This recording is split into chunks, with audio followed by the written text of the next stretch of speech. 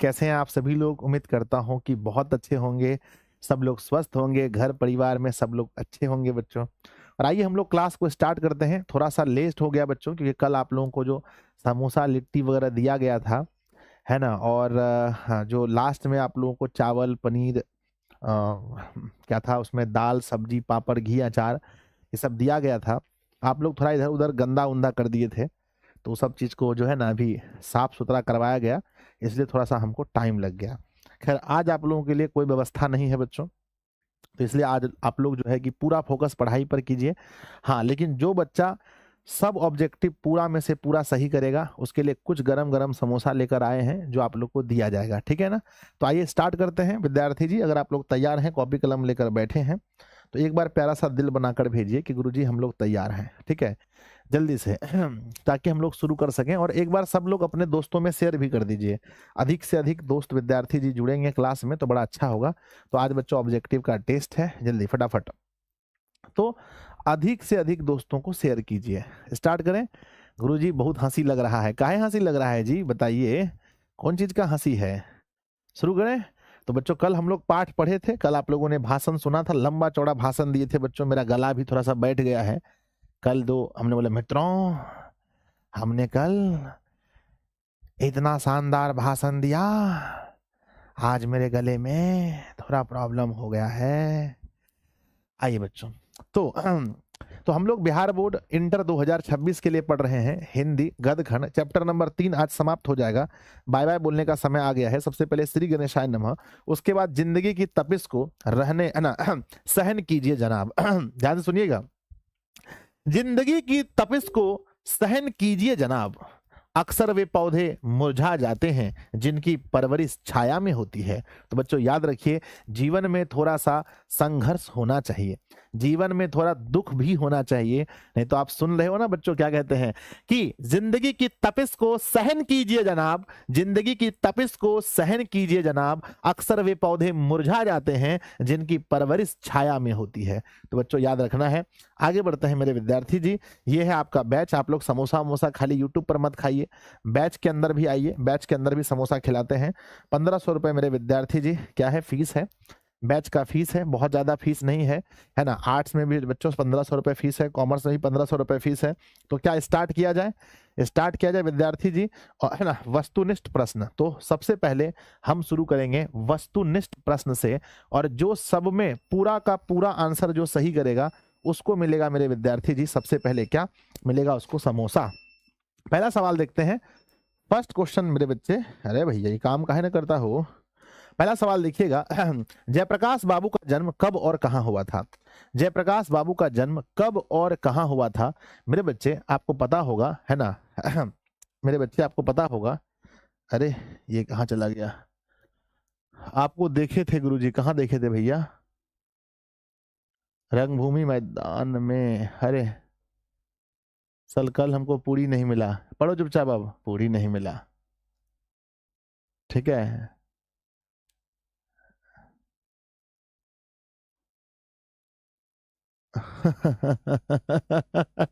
वाह कॉमेडियन सब, है ना? 11 अक्टूबर 1902 ईस्वी को सिताब दियरा में जन्म हुआ था, ये आप लोग को पता होगा बच्चों। ऑप्शन नंबर ए सही होगा। एक भी गलती किए तो कुछ नहीं मिलेगा आप लोग को, समझ लीजिए। आगे देखते हैं, बाहर का मौसम बड़ा खराब है भाई, आंधी उंधी आ गया लगता है बाहर में। अगला हमारा क्वेश्चन है, नेक्स्ट है मेरे बच्चे, जयप्रकाश बाबू प्रसिद्ध हुए, जयप्रकाश बाबू किस नाम से प्रसिद्ध हुए? ऑप्शन है जननायक के नाम से, लोकनायक, खननायक, या बच्चों देवनायक। तो कहते हैं बच्चों लोकनायक के नाम से प्रसिद्ध हैं। ऑप्शन नंबर बी नेक्स्ट है, जयप्रकाश बाबू के माता और पिता का नाम क्या था? जयप्रकाश बाबू के माता और पिता का नाम क्या था? बहुत बारिश हो रही है बच्चों इधर, है ना? जयप्रकाश बाबू के माता और पिता का नाम, माता का नाम तो बच्चों मुझे याद है फूल, है ना? क्या था? फूलमती, है ना? माता का नाम क्या था? फूलमती। और बच्चों है ना हरखू नहीं, है ना? फूल रानी था क्या? फूल रानी और हरसू दयाल, है ना? फूल रानी और Harsu Dayal, option number A सही होगा, है ना? हरखू नहीं, हरसू दयाल होना चाहिए। चलो आगे बढ़ते हैं बच्चों, है ना? फूल रानी और हरसू दयाल सही है ना रे? फूल रानी, हमको शक हो रहा है फूल रानी में, फूल रानी की फूलमती था, है ना मेरे विद्यार्थी जी? फूल रानी, ठीक है, फूल रानी ही सही है, फूल रानी होगा। अगला सवाल देखते हैं, जयप्रकाश बाबू कांग्रेस में शामिल कब हुए थे? तो बच्चों आप लोगों को याद होगा कि जयप्रकाश बाबू जी जो हैं कांग्रेस में शामिल कब हुए थे? कांग्रेस में 1929 में शामिल हुए थे। क्वेश्चन नंबर 5 है, जयप्रकाश बाबू सर्वोदय आंदोलन से कब जुड़े थे? बच्चों आपको याद होगा कि जयप्रकाश बाबू सर्वोदय आंदोलन से 1954 में जुड़े थे। नेक्स्ट है बच्चों, जयप्रकाश बाबू की पत्नी जी का नाम बताइए क्या था? जयप्रकाश बाबू की पत्नी का नाम क्या था? पत्नी का नाम Prabhavati. Prabhavati, option number A सही है। नेक्स्ट है मेरे बच्चे, जयप्रकाश बाबू पटना साइंस कॉलेज के छात्र कब थे? जयप्रकाश बाबू पटना साइंस कॉलेज के छात्र कब थे? आपको याद होगा कौन से साल में पटना कॉलेज के छात्र थे? 1921 ईस्वी में बच्चों छात्र थे। अगला क्वेश्चन देखते हैं, जयप्रकाश बाबू छात्र आंदोलन का नेतृत्व कब किया था? जयप्रकाश बाबू ने छात्र आंदोलन का नेतृत्व कब किया था? तो बच्चों छात्र आंदोलन का नेतृत्व कब हुआ था बताइए कमेंट बॉक्स में। सर 1974 ईस्वी में, 1974 में। नेक्स्ट है, संपूर्ण क्रांति पाठ कहां से उद्धृत है? कहां से लिया गया है? गांधी मैदान पटना में दिया गया भाषण, कानपुर में दिया गया भाषण, लखनऊ में दिया भाषण या हजारीबाग में दिया गया भाषण? कमेंट बॉक्स में बताइए बच्चों कि ये संपूर्ण क्रांति कहां पे दिया गया भाषण है?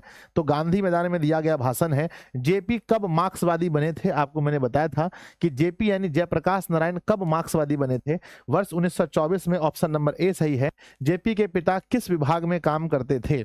ऑप्शन है बच्चों, नहर विभाग में, नलकूप विभाग में, शिक्षा विभाग में, वन विभाग में। बताइए कि जेपी के पिता जयप्रकाश नारायण जी के पापा जी किस विभाग में काम करते थे? नहर विभाग में काम करते थे। जयप्रकाश बाबू को मैक्सेस पुरस्कार कब मिला था? एक एक चीज आपको याद होगा कि जयप्रकाश बाबू को मैक्सेस पुरस्कार कब मिला था। मेरे विद्यार्थी जी, मैक्सेस पुरस्कार 1965 में मिला था। अगर पूछा जाए कि भारत रत्न पुरस्कार कब मिला था तो कमेंट बॉक्स में लिखिएगा कि जयप्रकाश नारायण को भारत रत्न पुरस्कार कब मिला था। जितना जल्दी हो सके एक बार कमेंट कीजिए, जितना जल्दी हो सके। भैया रे भयानक आंधी है भाई, पूरा पूरा भयानक आंधी आ गया बच्चों, है ना। तो हम लोग कहेंगे कि जयप्रकाश बाबू को भारत रत्न पुरस्कार मिला था 1998 में। हम पढ़ाए थे बच्चों 1998 में। अगला सवाल देखिएगा, जयप्रकाश बाबू को भारत रत्न सम्मान कब दिया गया था? भारत रत्न सम्मान कब दिया गया था? तो जयप्रकाश बाबू को भारत रत्न सम्मान मिला था 1998 में। नेक्स्ट क्वेश्चन देखिएगा, सर्वोदय के संस्थापक कौन थे? है ना, सर्वोदय आंदोलन जो हुआ था उसके संस्थापक कौन थे बच्चों? ऑप्शन दिया गया है, विनोबा भावे, गांधी जी, नेहरू जी, सरदार पटेल। बताइए बच्चों क्या होगा? तो सर्वोदय आंदोलन के संस्थापक विनोबा भावे थे, ऑप्शन ए सही है। जयप्रकाश नारायण रचित पाठ का नाम बताइए। किस पाठ को जयप्रकाश नारायण ने रचित किया है, मतलब लिखा है? कौन से पाठ को? त्रिच नहीं बच्चों, संपूर्ण क्रांति, बातचीत या भाषण कहते हैं। जयप्रकाश नारायण ने लिखा है संपूर्ण क्रांति, ऑप्शन बी। अगला सवाल है, जयप्रकाश बाबू का निधन कब हुआ था? मेरे विद्यार्थी जी आप सबको याद है कि किस एज में उनका निधन हुआ? बच्चों आपको पता होगा कि जयप्रकाश नारायण का जन्म मेरे बच्चे, जन्म हैप्पी बर्थडे जो है, जन्म कब हुआ था? जन्म हुआ है 1902 ईस्वी में। मेरे बच्चे छात्र आंदोलन जब कर रहे थे उस समय 72 साल के थे। छात्र आंदोलन कब किए थे? 1974 ईस्वी में। अगर बात मृत्यु की करें बच्चों तो मृत्यु हुई थी कब? मृत्यु हुई थी 1979 ईस्वी में। तो आपको याद होगा 1979 ईस्वी, ऑप्शन नंबर ए सही है। अगला, जयप्रकाश बाबू के बचपन का नाम क्या था बच्चों? जयप्रकाश नारायण के बचपन का नाम क्या था? जयप्रकाश नारायण के बचपन का नाम क्या था बच्चों? कमेंट बॉक्स में लिखिएगा। ऑप्शन दिया है, बाबुल था, मानू था, सोनू था, विन्नू था। तो जयप्रकाश नारायण के बचपन का नाम बाउल था, बाउल। नेक्स्ट है बच्चों, मद्रास में जयप्रकाश बाबू किनके यहाँ टिके थे? टिकना मतलब होता है ठहरना। जब मद्रास गए थे जयप्रकाश नारायण जी तो किसके घर पर रुके थे? किसके घर पे टिके थे बच्चों बताइए। ऑप्शन ए दिया है ईश्वर अय्यर के यहाँ, ऑप्शन है रामनाथ के यहाँ, प्रेम शंकर के यहाँ, रविंद्र, है ना, रविंद्रनाथ के यहाँ। तो याद रखिएगा ईश्वर अय्यर के यहाँ पर रुके थे। अगला क्वेश्चन है, ब्रेन ऑफ बॉम्बे किसे कहते हैं? कल मैंने बताया था कि बच्चों, कल नहीं परसों से बताया, कल बोला था ना, हाँ कल। ब्रेन ऑफ बॉम्बे किसे कहा जाता है? ब्रेन ऑफ बॉम्बे किसे कहते हैं बच्चों बताइए। ऑप्शन ए है सदानंद को, उमाशंकर को, बेनीपुरी को, दिनकर को। तो ब्रेन ऑफ बॉम्बे कहा जाता है उमाशंकर को, ऑप्शन नंबर बी सही है। लेनिन कब मरे थे? लेनिन की मृत्यु कब हुई बच्चों बताइए। लेनिन की मृत्यु कब हुई थी? थोड़ा फास्ट कमेंट बॉक्स में लिखिएगा। ऑप्शन दिया है 24, 25, 26, 27। आप लोग को याद होगा लेनिन की मृत्यु 1924 में हुई है। नेक्स्ट है, जयप्रकाश बाबू को रेणु जी ने क्या सुनाया था? मैंने बताया था बच्चों कल मैंने बोला था, जयप्रकाश नारायण जी कह रहे थे कि अभी अभी रेणु जी ने एक कविता सुनाई है। अभी अभी रेणु जी ने क्या सुनाई है बच्चों, बताओ। अभी अभी रेणु जी ने एक कविता सुनाई है, तो कहते हैं कविता सुनाई थी। नेक्स्ट क्वेश्चन देखते हैं कि दिनकर जी मद्रास में किनके यहाँ रुके थे।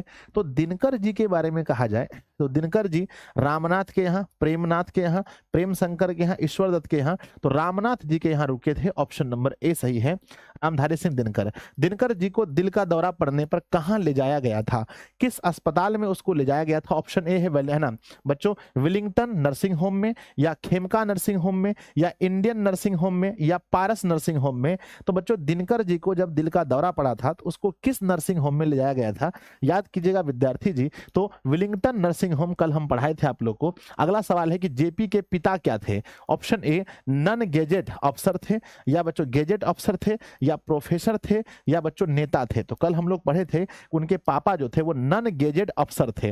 अगला सवाल देखिएगा बच्चों, जेपी को विरोधी जन कहां का दलाल कहते हैं। जेपी को जितने भी विरोधी लोग हैं वो लोग कहां का दलाल कहते हैं, अमेरिका का, रूस का, फ्रांस का, जापान का। तो आप लोग पढ़े होंगे कि जेपी को अमेरिका का दलाल कहते हैं विरोधी लोग। नेक्स्ट है फ्री प्रेस के संस्थापक और मालिक कौन थे। फ्री प्रेस के संस्थापक और मालिक कौन थे। ऑप्शन है सदानंद जी है, समर युनानंद जी हैं, या विनोबा भावे जी हैं, काका कालेकर जी हैं। नहीं बच्चों, आपको पता होगा कि सदानंद जी हैं फ्री प्रेस के संस्थापक। अगला क्वेश्चन है बच्चों कि जेपी के पिताजी नहर विभाग में क्या थे, जिलादार थे, चपरासी थे, क्लर्क थे, या बच्चों पहरेदार थे। तो जेपी के पिताजी नहर विभाग में क्या थे बच्चों, जिलादार थे, ऑप्शन ए सही है। अगला है कि जेपी कैसे लोकतंत्र की परिकल्पना करते थे। जेपी कैसे लोकतंत्र की परिकल्पना करते हैं, कैसे लोकतंत्र के बारे में बच्चों वो सोचते थे। ऑप्शन ए है दलविहीन, या दलयुक्त राजतंत्र, या इनमें से कोई नहीं। कल आप लोग पढ़े होंगे जेपी जी कहते थे कि बच्चों है ना ऐसा लोकतंत्र हो, दलविहीन लोकतंत्र की वो कल्पना करते थे। अगला सवाल देखिएगा मेरे बच्चे कि नहर विभाग में जिलादार बनने के बाद जेपी के पिता क्या बने। जिलादार बनने के बाद क्या बने। ऑप्शन ए रेवेन्यू असिस्टेंट बने, रेवेन्यू अफसर बने, वकील बने, या शिक्षक बने। तो बच्चों याद रखिएगा क्या बने थे, रेवेन्यू असिस्टेंट बने थे। अगला सवाल नंबर 30 है, दलविहीन लोकतंत्र किसके मूल उद्देश्यों में है। दलविहीन लोकतंत्र जो है किसके मूल उद्देश्यों में है। ऑप्शन ए साम्यवाद में है, या बच्चों समाजवाद में है, या अधिनायकवाद में है, या मार्क्सवाद तथा लेनिनवाद। तो दलविहीन लोकतंत्र किसके मूल उद्देश्यों में है। कल आप लोग क्लास में जुड़े होंगे, आपको पता होगा कि दलविहीन लोकतंत्र जो है किसके मूल उद्देश्य में है, मार्क्सवाद तथा लेनिनवाद का है। नेक्स्ट है reconstruction of Indian polity. Reconstruction of Indian polity के लेखक का नाम क्या है मेरे बच्चे। ऑप्शन ए जयप्रकाश नारायण, जवाहरलाल नेहरू, मोतीलाल नेहरू, या राजेंद्र प्रसाद। तो मेरे बच्चे Jayaprakash Narayan, option number A सही होगा। अगला क्वेश्चन देखिएगा, जयप्रकाश बाबू ने संपूर्ण क्रांति के लिए पटना में कब भाषण दिया था। जयप्रकाश नारायण ने संपूर्ण क्रांति के लिए कब भाषण दिया। 5 जून 1974, 15 जून 1944, 8 जून 1974, या बच्चों 2 जून 1974। तो आपको याद होगा मेरे विद्यार्थी जी 5 जून 1974 को हुआ था। अगला क्वेश्चन देखिएगा, जेपी का संपूर्ण भाषण किस पुस्तक में संकलित है। ये मैंने आप लोगों को नहीं बताया है, आई एम रियली सॉरी बच्चों।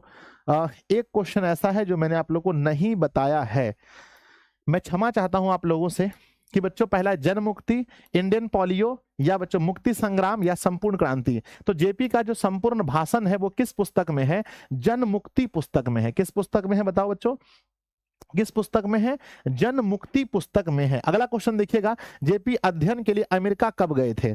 जेपी यानी जयप्रकाश नारायण जी अध्ययन के लिए अमेरिका कब गए थे। आपको याद होगा वर्ष 1922 में अध्ययन के लिए अमेरिका गए थे। जेपी कैसे लोकतंत्र की स्थापना करना चाहते थे। जेपी कैसे लोकतंत्र की स्थापना करना चाहते थे। तो मेरे बच्चे दलविहीन, ऑप्शन नंबर ए। दोबारा ये क्वेश्चन हो गया। चलिए तो मेरे विद्यार्थी जी आप बताइएगा कितने ऐसे बच्चे हैं जिन्होंने 35 में 35 सही किया है।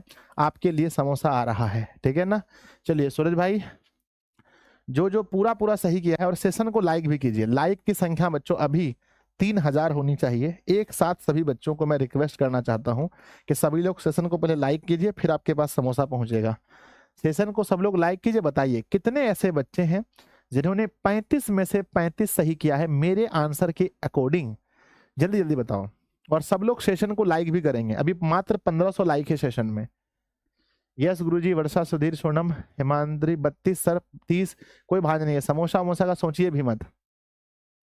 34 तक में मत सोचिए, ठीक है, 34 तक में तो सोचिए ही मत कि आपका कोई भांज भी है यहाँ, ठीक है। 1800 लाइक पूरे हुए हैं अभी मेरे बच्चे, मैंने बोला है 3000, फटाफट सब लोग लाइक करेंगे वीडियो को। चलो बहुत सुंदर बहुत सुंदर। चलिए अब जो जो 35 वाले हैं वो लोग हाथ खड़ा कीजिए, कौन कौन 35 वाले हैं जिनका 35 में 35 आया है। और आपके पास बच्चों समोसा जा रहा है, गरम गरम समोसा चटनी के साथ, और आप लोग आराम आराम से थोड़ा थोड़ा जो है कि खाइएगा, हल्का हल्का आप लोग को खाना है, हल्का हल्का आपको खाना है, और आगे क्लास को हम लोग बढ़ाते हैं। चलिए क्लास को बढ़ाते हैं। चलिए बच्चों सबको समोसा उम्मीद है कि दे दिया गया होगा, है ना। चलिए सबको मिल गया होगा बच्चों, चलिए सबके पास पहुंच गया समोसा, ठीक है। खाइए आराम से धीरे धीरे करके, जिसका 35 नहीं है वो सबको नहीं मिलेगा। आइए बच्चों, आइए अब हम पढ़ने वाले हैं दीर्घ उत्तरीय सवाल। ध्यान दीजिएगा, ऑब्जेक्टिव से ज्यादा इंपॉर्टेंट क्या होता है मेरे बच्चे, अगर आप दिशा में पढ़ते हैं तो आपको पता होना चाहिए कि ऑब्जेक्टिव से ज्यादा इंपॉर्टेंट क्या होता है, सब्जेक्टिव होता है। इसलिए आपका फोकस सब्जेक्टिव प्रश्न में होना चाहिए। अगर दीर्घ उत्तरीय प्रश्न में चलते हैं, दीर्घ उत्तरीय प्रश्न में किसी भी चैप्टर का सबसे इंपॉर्टेंट दीर्घ उत्तरीय प्रश्न होता है सारांश। बच्चों क्या होता है सारांश। अगर मान लीजिए कि आप एग्जाम में बैठे हैं, आपसे पूछे संपूर्ण क्रांति का सारांश लिखें, तो आप क्या लिखिएगा, संपूर्ण क्रांति का सारांश क्या लिखिएगा बच्चों, बोलिए क्या लिखिएगा। कहते हैं संपूर्ण क्रांति पाठ जयप्रकाश नारायण द्वारा रचित है, ये लिखना है सबसे पहले। दूसरा, जेपीजी संपूर्ण क्रांति का नारा 5 जून 1974 ईस्वी में पटना के गांधी मैदान में दिए थे, जो एक ऐतिहासिक भाषण था। यह पाठ इसी भाषण का अंश है। लाखों छात्रों ने इस भाषण को सुनकर सरकार के प्रति बहुत आक्रोशित हुआ, जो उस समय वर्तमान में कांग्रेस की सरकार थी, है ना, कांग्रेस की सरकार थी, उसके प्रति आकर्षित हुआ।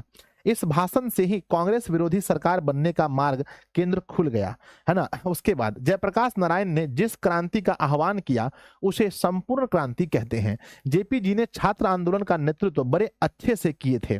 1924 में जेपी जी मार्क्सवादी बने थे।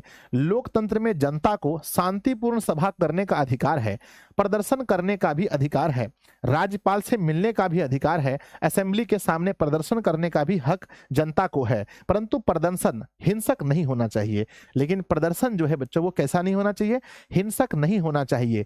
जेपी जी के अनुसार आज के समय में आम जनता को, आम मतदाताओं को केवल इतना ही अधिकार प्राप्त है कि वह चुनाव में अपना मतदान करे, परंतु मतदान प्रक्रिया ना तो स्वच्छ है और ना ही स्वतंत्र, है ना, स्वतंत्र होती है, ना ही उम्मीदवारों के चयन में मतदाताओं का हाथ होता है। इस प्रकार से जनता की या छात्रों की ये निर्दलीय संघर्ष समितियां अस्थायी रूप से कायम रहेगी, केवल लोकतंत्र के लिए नहीं बल्कि सामाजिक, आर्थिक या संपूर्ण क्रांति के लिए यह बहुत ही महत्वपूर्ण कार्य, है ना, यह बहुत ही महत्वपूर्ण कार्य करेगी। तो बच्चों यही था इसका सारांश। जो हम लोग पढ़े थे उसको शॉर्टकट में लिखा गया है। तो बच्चों कितने ऐसे विद्यार्थी हैं जिनको फील हो रहा है कि गुरुजी हम सारांश लिख देंगे, एक बार, दो बार, तीन बार पढ़ेंगे तो सारांश लिख देंगे। पहला हमने ये बताया इस पाठ के लेखक कौन है, दूसरा मैंने ये बताया कि इस पाठ का नाम संपूर्ण क्रांति क्यों पड़ा, क्योंकि वहां पर संपूर्ण क्रांति का नारा दिया गया था पटना के गांधी मैदान में 5 जून 1974 को। और इसी क्रांतिकारी भाषण के बाद देश में गैर कांग्रेसी सरकार बनने का रास्ता खुला। पहले सिर्फ और सिर्फ कांग्रेस की सरकार थी वर्ष 1947 के बाद। तो मेरे बच्चे उसको लिखना है। फिर बीच में हमने ये बताया कि बच्चों नागरिकों को क्या क्या अधिकार है, लेकिन फिर भी जो सरकारें हैं वो नागरिकों को उनका अधिकार का पालन करने नहीं देती हैं।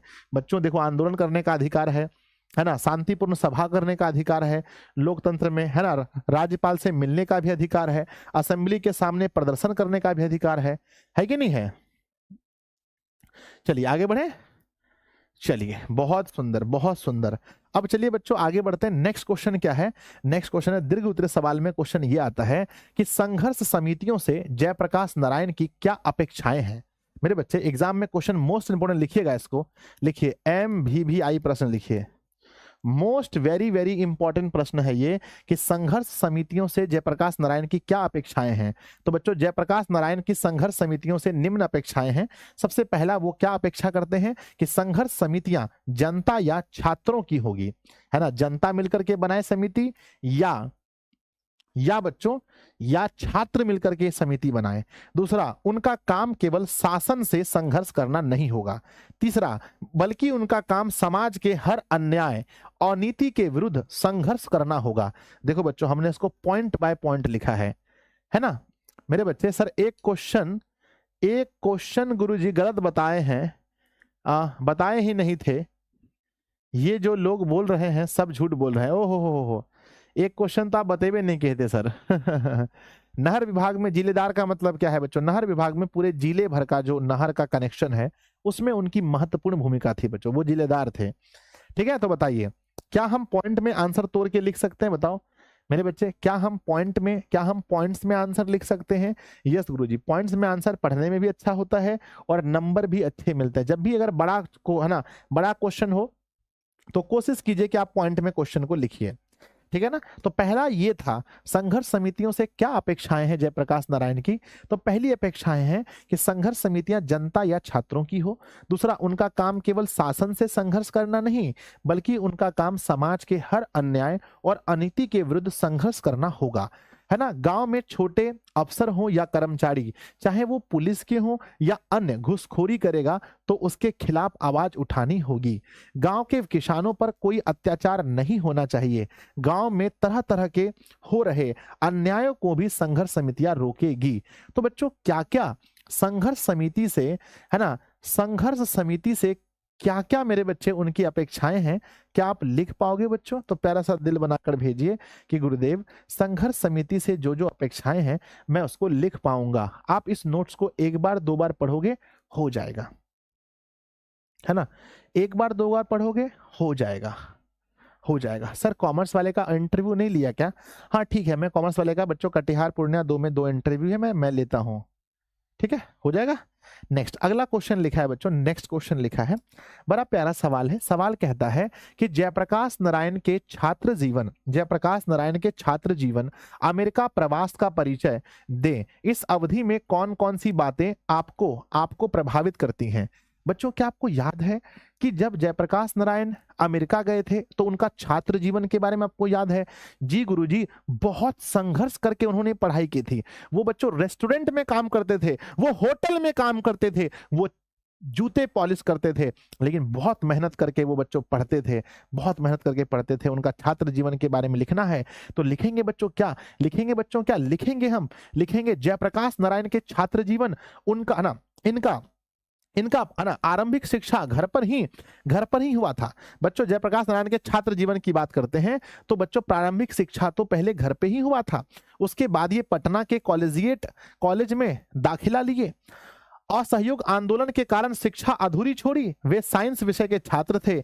बिहार विद्यापीठ से आईएससी की परीक्षा पास किए। ये उनका छात्र जीवन है बच्चों। आगे बात करते हैं जयप्रकाश नारायण का अमेरिका प्रवास। अब हम बताने वाले हैं उनका अमेरिका प्रवास। तो कहते हैं उनके पिताजी की इतनी हैसियत नहीं थी कि वे अपने बेटे जेपी को अमेरिका भेज सके, परंतु जेपी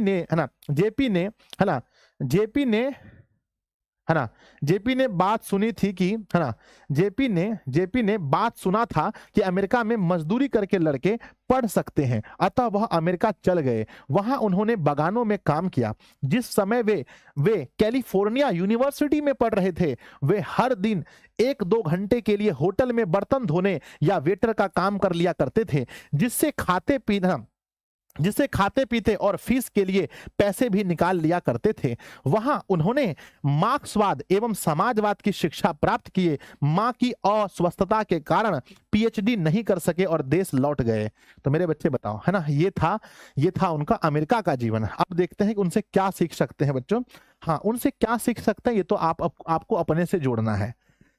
उनसे आपने क्या सीखा, उनके जीवन से आपको क्या सीख मिली? तो हम लिखेंगे जेपी के जीवन से, जयप्रकाश नारायण के जीवन से हमें यह शिक्षा मिली कि हमें अपने जीवन में संघर्ष करना चाहिए, हमें अपने जीवन में किसी भी हाल में अपने आप को शिक्षित करना चाहिए और शिक्षा के महत्व को हमें समझना चाहिए बच्चों, है ना। हो जाएगा तो बताओ कमेंट बॉक्स में कि गुरुजी हो जाएगा। गर्दा उड़ा देंगे सर, जीयूडी लिख करके भेजिए कि सर, है ना, क्या होगा पेपर में अगर सवाल पूछा जाए कि जेपी के छात्र जीवन के बारे में बताइए, जेपी के अमेरिका प्रवास के बारे में बताइए, तो गर्दा उड़ा देंगे सर, गर्दा।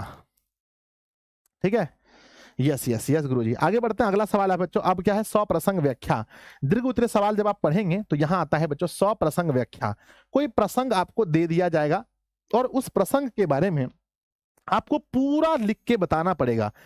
प्रसंग क्या दिया है, व्यक्ति से नहीं, हमें तो नीतियों से झगड़ा है, सिद्धांतों से झगड़ा है, कार्यों से झगड़ा है। अब बताइए बच्चों, ये एक प्रसंग छेड़ा गया, ये प्रसंग किस पाठ का है, मैं आपसे पूछना चाहता हूं। आप बताइए ये किस पाठ का है। तो यह प्रसंग बच्चों आपको पता है कि यह संपूर्ण क्रांति पाठ से लिया गया है, जिसमें जयप्रकाश नारायण कहते हैं कि हमें किसी व्यक्ति से झगड़ा नहीं है, हमें तो इंदिरा गांधी से भी झगड़ा नहीं है, हमें तो उनके गलत नीतियों से झगड़ा है, उनके गलत कार्यों से झगड़ा है। तो बच्चों कहते हैं प्रस्तुत पंक्ति हमारी पाठ्य पुस्तक दिगंत भाग 2 के जयप्रकाश नारायण द्वारा रचित संपूर्ण क्रांति शीर्षक भाग से लिया गया है। लेखक इस पंक्ति के माध्यम से कहना चाहते हैं कि मेरा झगड़ा व्यक्तियों से नहीं है, इंदिरा जी से भी नहीं है, मेरा झगड़ा नीतियों से है, सिद्धांतों से है, इंदिरा जी के कार्यकलापों से था। जो कार्य गलत होती है, जो पॉलिसी गलत होती है, मैं उनका विरोध करूंगा, मैं उनका विरोध करूंगा। मेरे बच्चे लिख देंगे तो दिल बनाकर भेजिए, हमें भरोसा है बच्चों आप लोग गर्दा उड़ा देंगे। क्यों? क्योंकि लाइन बाय लाइन आप पढ़े हो। जो बच्चा लाइन बाय लाइन पढ़ा है ना, वो तो एग्जाम में कुछ नहीं देखेगा भाई, रगड़ेगा, सर धूरा उड़ा देंगे गुरुजी। अगला देखिए, कोई और प्रसंग है? हाँ, एक और प्रसंग है, देखिए। कहते हैं इस जब हम लोग पढ़ रहे थे चैप्टर, तो कहीं बीच में ये बात आया होगा कि अगर कोई डेमोक्रेसी का दुश्मन है तो वे लोग दुश्मन है। वे लोग कौन? जो अभी की सरकारें हैं, जो जनता के शांति में कार्यक्रम में बाधा डालते हैं, उनकी गिरफ्तारियां करते हैं, उन पर लाठी चलाते हैं, गोलियां चलाते हैं। बच्चों बताओ ये किस पाठ में है, ये प्रसंग किस पाठ का है बच्चों? हनुमान जी कंधे पर, हनुमान जी कंधे पर गदाल लेकर लंका के लिए उड़ चले। तो बताओ बच्चों ये प्रसंग कहाँ का है? सर ये तो रामायण का प्रसंग है। तो बच्चों वही बात करते हैं कि प्रसंग कहाँ का आपको बताना है। तो मेरे बच्चे, तो हनुमान जी गदा लेकर लंका के लिए उड़ चले, ये प्रसंग रामायण का है। और ये प्रसंग कहाँ का है? ये प्रसंग कहाँ का है? ये प्रसंग बच्चों प्रस्तुत पंक्ति जयप्रकाश नारायण द्वारा रचित संपूर्ण क्रांति पाठ भाषण से लिया गया है। इस पंक्ति के माध्यम से जेपी जी कहते हैं कि उस समय जो सरकार थी उसकी नीतियों और क्रियाकलापों का मैं आलोचना करता हूं। आज हम सभी सभा भी नहीं कर सकते। सभा में आने वाली जनता को रोका जाता है, उन पर बल का प्रयोग किया जाता है। ये वास्तव में डेमोक्रेसी के दुश्मन हैं, जो जनता के शांतिमय कार्यक्रम में बाधा डालते हैं, उनकी गिरफ्तारी करते हैं, उन पर लाठी चलाते हैं, उन पर गोलियां चलाते हैं। मेरे बच्चे, तो हमको लिखना है। तो विद्यार्थी जी अगर गर्दा उड़ जाएगा तो जीडी लिख करके भेजिए कि सर जी हम दिशा के बच्चे हैं, हम ना तो सारांश से डरते हैं, हम ना तो सप्रसंग व्याख्या से डरते हैं, और हम ना तो ऑब्जेक्टिव से डरते हैं, और ना हम लघु उत्तरीय प्रश्नों से डरते हैं। किसी से भी नहीं डरते हैं गुरुजी। तो चलिए बच्चों इसी बात पर शुरू करते हैं लघु उत्तरीय प्रश्न। अब पढ़ने वाले हैं अति लघु उत्तरीय प्रश्न। अति लघु नहीं होना चाहिए बच्चों, लघु उत्तरीय प्रश्न। 2 नंबर में अति लघु नहीं होता है, लघु होता है। आइएगा, सबसे पहला सवाल पूछा गया है, जयप्रकाश नारायण की पत्नी का क्या नाम था, वे किसकी पुत्री थी? 2019 और 21 साल में पूछा, 2019 और 21 में पूछा गया है। जयप्रकाश नारायण की पत्नी का नाम क्या था? तो जयप्रकाश नारायण की पत्नी का नाम प्रभावती देवी था। वे ब्रज किशोर प्रसाद की पुत्री थी। लिख देंगे सर जी, लिखेंगे नहीं, गर्दा खाली उड़ा देंगे। अगला सवाल पूछा गया है कि जयप्रकाश नारायण किस प्रकार का नेतृत्व देना चाहते थे? जयप्रकाश नारायण चाहते थे कि जब मैं नेतृत्व करूं, अगर मैं सामने खड़ा रहूं, तो मैं फिर किसी पीछे में खड़े व्यक्ति की बात नहीं मानूंगा, मेरा फैसला मैं खुद से लूंगा। तो बच्चों कहते हैं कि जयप्रकाश नारायण का कहना था कि मुझे नेता नहीं बनना है। पहले तो बोले भाई हमको नेता बनना ही नहीं बनना है, मुझे सामने खड़ा करके और कोई डिक्टेट करे पीछे से, कोई पीछे से आदेश दे, कल इस नेतृत्व को छोड़ दूंगा। और जब ऐसा होगा कि कोई मुझे पीछे से आदेश देगा तो मैं नेतृत्व छोड़ दूंगा। इस फैसले को छात्रों को मानना होगा, सबको मानना होगा, तब संपूर्ण क्रांति सफल हो सकती है, मैं दलविहीन लोकतंत्र की स्थापना करना चाहता हूं। तो मेरे बच्चे लिख देंगे। तो किस प्रकार का नेतृत्व चाहते थे, पता है किस प्रकार का नेतृत्व चाहते थे? तो जेपी चाहते थे कि अगर हम नेतृत्व करें तो हम पीछे से अगर कोई बोलेगा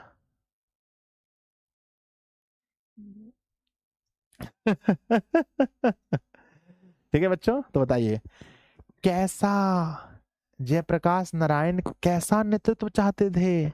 पहले तो ये चाहते थे कि भाई हमको नेता मत बनाओ, अगर बनाते हो तो मैं अपने तरीके से काम करूंगा, कोई पीछे से मुझे बोलेगा जेपी झुक जाओ तो झुकेंगे नहीं, जेपी उठ जाओ तो उठेंगे नहीं, जेपी चलो तो चलेंगे नहीं, हम अपने तरीके से काम करेंगे। आगे मेरे विद्यार्थी जी तीसरा नंबर क्वेश्चन है।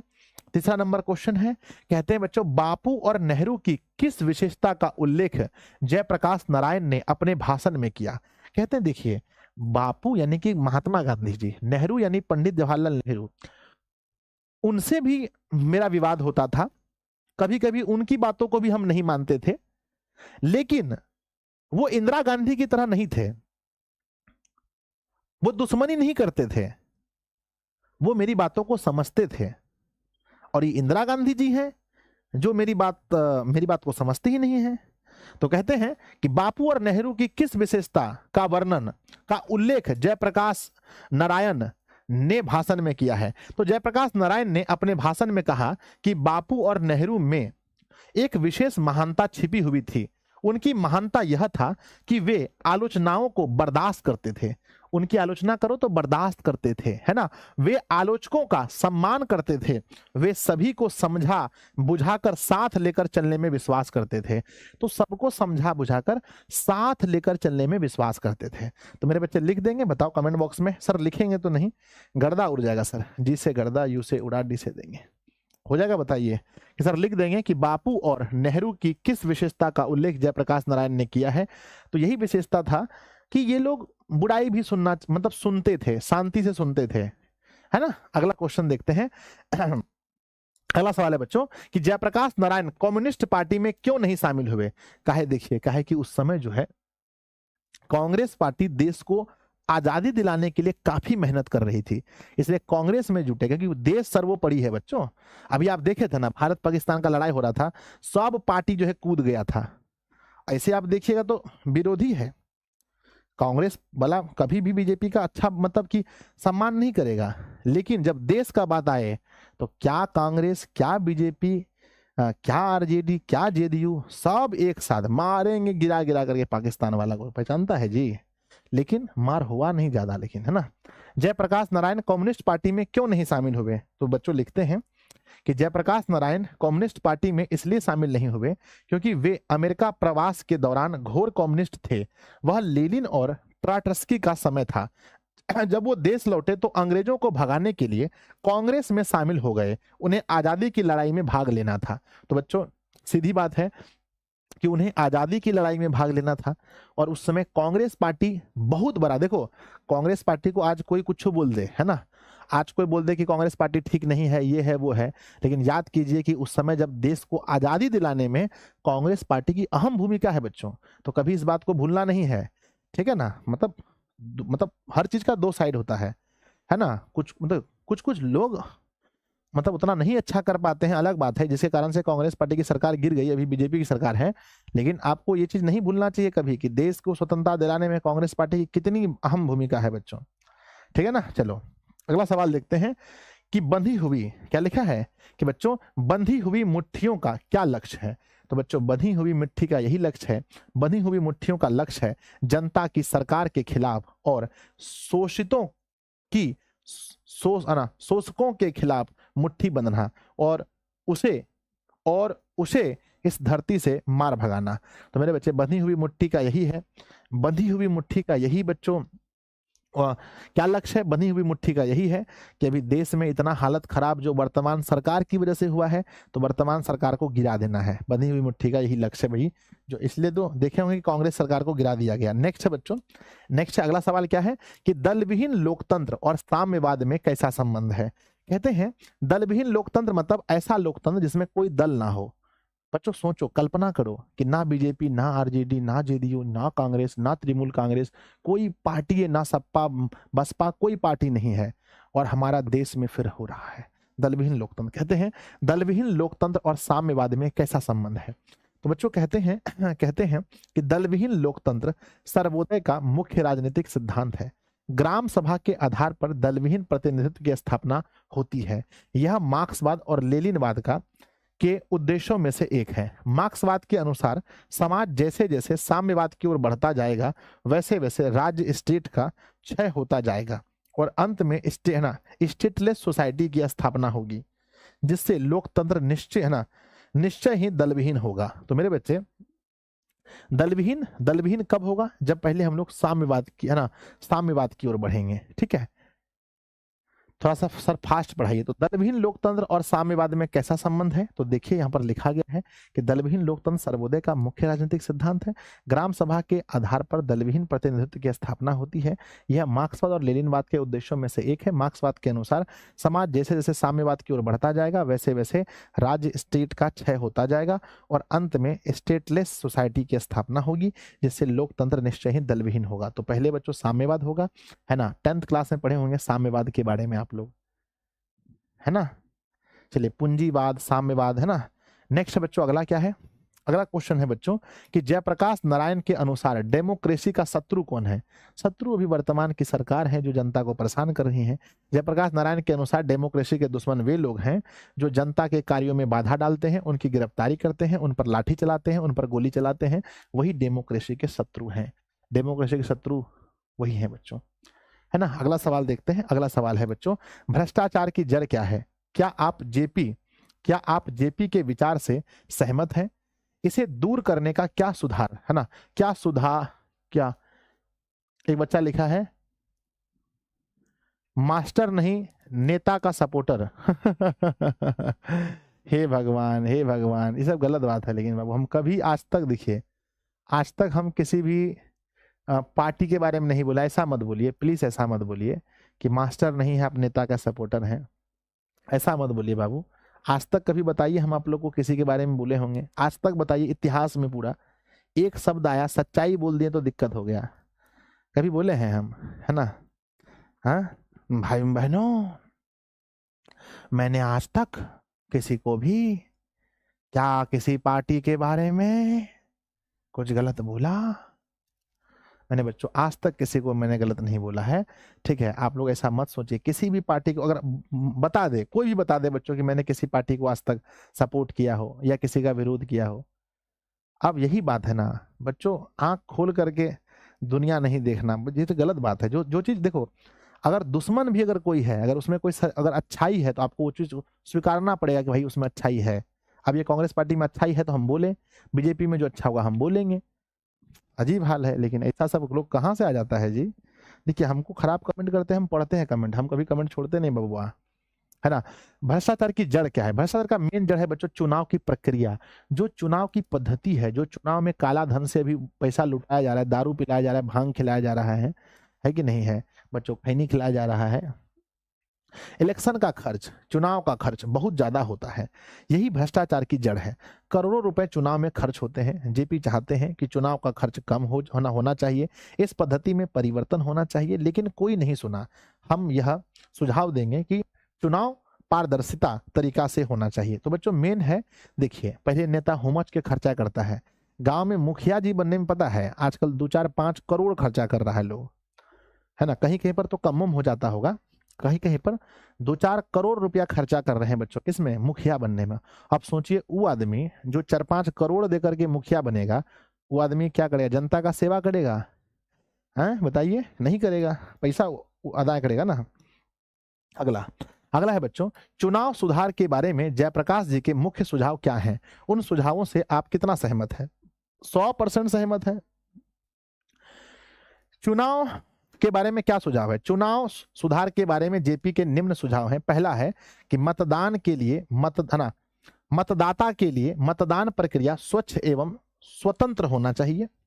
जनता का अपने प्रतिनिधि पर पूरा अंकुश होना चाहिए, एकदम अंकुश ला कर रखेंगे। ए नेताजी इधर आइए, खींच लेंगे पकड़ के, है ना, चुनाव प्रक्रिया में कम से कम खर्चा हो, चुनाव के समय मिथ्या भाषण का प्रयोग ना हो, झूठों वादा नहीं करे, है ना, हमारा नेता यानी प्रतिनिधि को वो काम करे जिससे लोकतंत्र उत्कृष्ट बन सके, ऐसा काम हो जिससे, है ना, जिससे मेरे बच्चे क्या हो, हमारा नेता या प्रतिनिधि वो काम करे जिससे लोकतंत्र उत्कृष्ट बन सके। नेक्स्ट है बच्चों लास्ट क्वेश्चन कि दिनकर जी का निधन कहां और किन परिस्थिति में हुआ। तो कहते हैं दिनकर जी रामनाथ गोयंका के यहाँ मेहमान थे, उन्हें रात को दिल का दौरा पड़ा, 3 मिनट में उन्हें अस्पताल पहुंचाया गया, लेकिन दिनकर जी का हार्ट अटैक फिर से, है ना, दिनकर जी का हार्ट फिर से जिंदा नहीं हो पाया, वही निधन हो गया। तो दिनकर जी का निधन किन परिस्थितियों में हुआ, ये तो हम लोग पढ़े ही थे। तो मेरे विद्यार्थी जी बताइए कैसा लगा आप लोग को चैप्टर कैसा लगा, प्लीज बताइए। कॉन्ग्रेचुलेशन बच्चों, आप लोग का 3 चैप्टर खत्म हुआ गदखंड में, कॉन्ग्रेचुलेशन।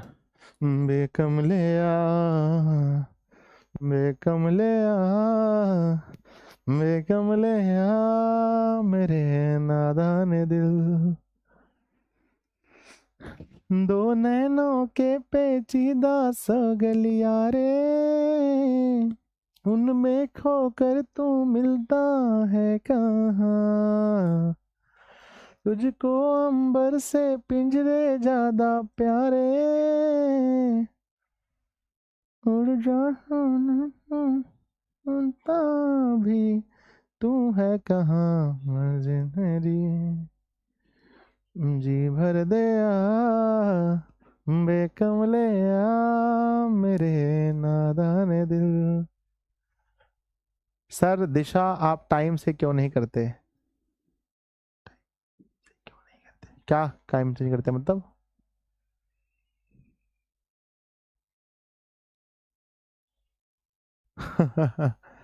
मेरे विद्यार्थी जी बहुत जल्दी आपको क्या मिल जाएगा, बहुत जल्दी नोट्स मिल जाएगा, ठीक है ना। चलो लव यू बच्चों, सर आप सिंगर बन जाइए बाय। सर बैच लिए 1 महीना हो गया, कोई मेरा नाम नहीं लेता है। हमारे साथ राजेश जी जुड़े हैं, उसके बाद में दीपक भाई भी बहुत अच्छे से पढ़ रहे हैं। मित्रों आप लोग कल की क्लास में आइए और हम लोग, तो बच्चों कल क्या होगा बताइए, कल क्या होने वाला है बताओ। तो कल होने वाला है मेरे बच्चे हमारा तीसरा चैप्टर कविता में, है ना, चैप्टर नंबर 3 काव्यखंड में यानी बच्चों तुलसीदास के पद,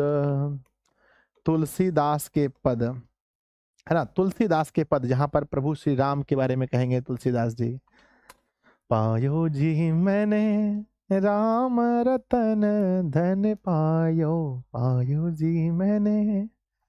बाय बच्चों, लव यू, मिलते हैं कल। दिशा किसका नाम है भैया, दिशा डायरेक्शन। लव यू बच्चों, कमेंट बॉक्स में लिखना आज का क्लास आपको कैसा लगा, क्लास खत्म हो गया। जरा कभी मेरे